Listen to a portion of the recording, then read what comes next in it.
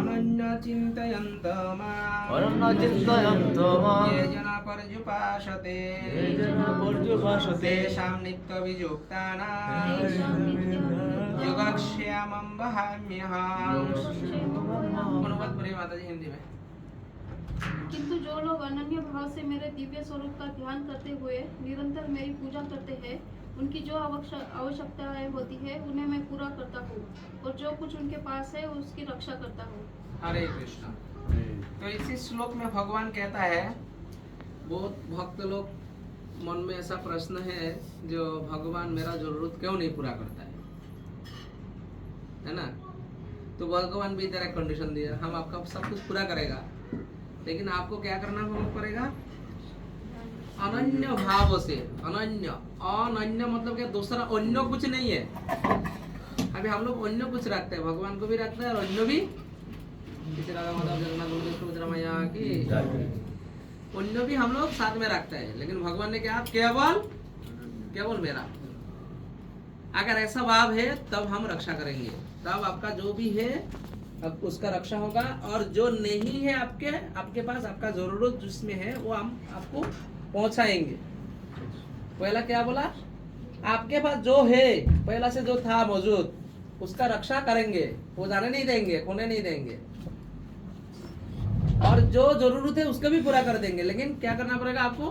मैं केवल मेरा अलावा दूसरा कुछ चिंतन नहीं कर सकता, दूसरा कुछ नहीं सोच सकते, तब समझ रहे ना।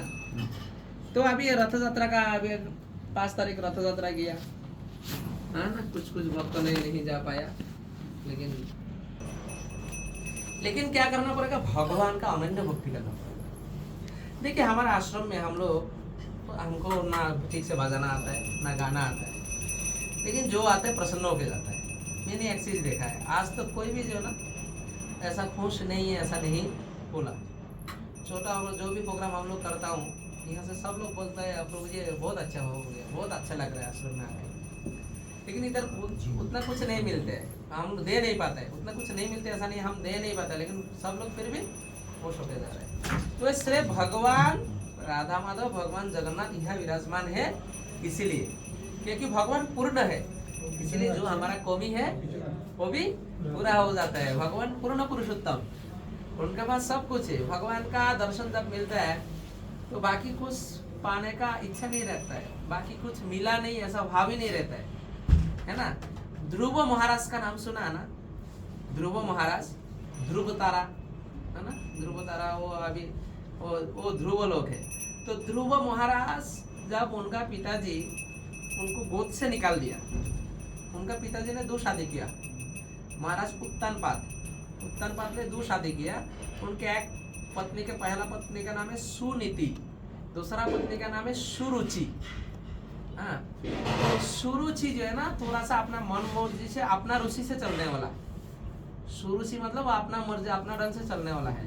और सुमति मतलब शुद्ध जिसका मति है, समझ रहे ना। तो सुमति का सुनीति और सुरुचि। तो सुनीति का जो बेटा है उनका नाम है ध्रुव, और सुरुचि का जो बेटा है उसका नाम है उत्तम।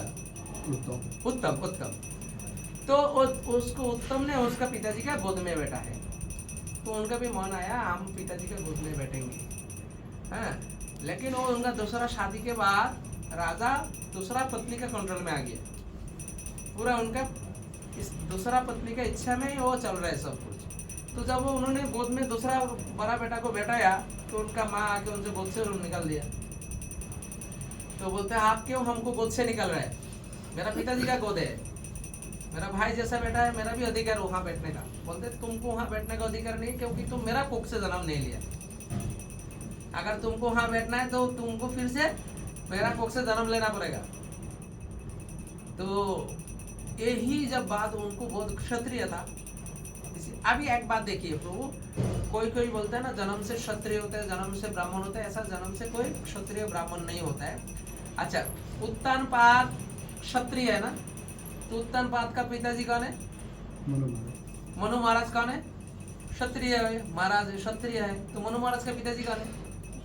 ब्रह्मा। तो ब्रह्मा का पुत्र कौन होता है? ब्राह्मण होता है। सप्तऋषि का ब्राह्मण है, ब्रह्मा का पुत्र। तो मनु महाराज राजा था इसीलिए क्षत्रिय है। सप्तऋषि ब्राह्मण का नियम पालन किया इसीलिए वो ब्राह्मण है, समझ रहे ना। तो इसीलिए जन्म से कोई ना क्षत्रिय होता है ना ब्राह्मण होता है, कर्म से क्षत्रिय और ब्राह्मण होते हैं। एक बाप का 4 बेटा, कोई शूद्र भी हो सकता है, वैश्य भी हो सकता है, ब्राह्मण भी हो सकता है, क्षत्रिय भी हो सकता है। तो फिर उन्होंने माँ के पास गया, उनके माँ के पास ध्रुव महाराज माँ के पास जाके बोल रहे हैं, माँ हमको पिताजी ने गोद से निकाल दिया, तो हमको पिताजी का गोद में बैठना है। तो बोलते हैं तुम्हारा पिताजी का गोद में बेटा तुमको हम नहीं दिला सकता है, बेटा नहीं सकता है। तो कौन कर सकता है? बोलते श्री हरि कर सकते हैं, वो सब कुछ कर सकते हैं उनका, समझ रहे ना। तो श्री हरि कहाँ है? वन में है, हैं? भगवान तो सब जगह में है, लेकिन लोगों का मन में ऐसे बात निकल जाता ना।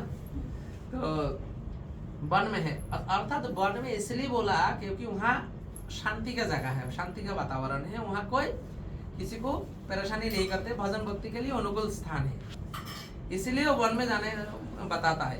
इंगित जो है ना, ईश्वर वन में